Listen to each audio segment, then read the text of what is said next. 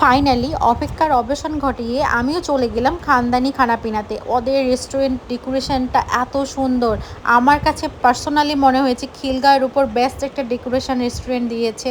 আর এই আপুটার আগে অনলাইনে তারা সার্ভ করতো, আর অনলাইনে এর আগে আমি অর্ডার করে খেয়েছি সি ফুড।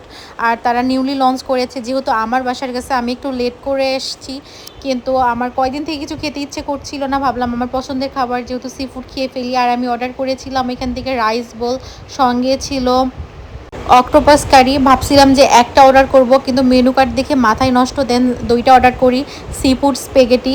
আর এত সুন্দর ছিল খাবার, এই যে ভরপুর সি ফুড দেওয়া একটা রাইস। অন্যান্য জায়গায় আমি খেয়েছি কিন্তু তারা এতটা সি ফুড দেয় না, একদম বেবি অক্টোপাস, চিংড়ি, কালামারি অনেক একদম ভরপুরে ছিল। 1:1 হইলো, একদম দুইজন অনায়াসে খাওয়া যায়। তাদের ফুড টেস্ট অসাম, আমার কাছে অনেক ভালো লাগছে। নেক্সট টাইমে আমি গিয়ে আরও অনেক ট্রাই করব। আর স্প্যাগেটির কথা কি বলবো, এটা 1:1 হলো, দুইজন মিলে অনায়াসে পেট ভরে খাওয়া যায়। একদম স্নেল, তারপর ক্র্যাব, কালামারি, চিংড়ি একদম ভরপুরে ছিল। বেবি অক্টোপাসগুলো অনেকগুলো ছিল, আর এত টেস্ট ছিল, আমার কাছে খুবই ভালো লাগছে। বাট এটা 1:1, কিন্তু আমরা দুইজন খেয়েছি, আবার তিনজনও খাওয়া যায়।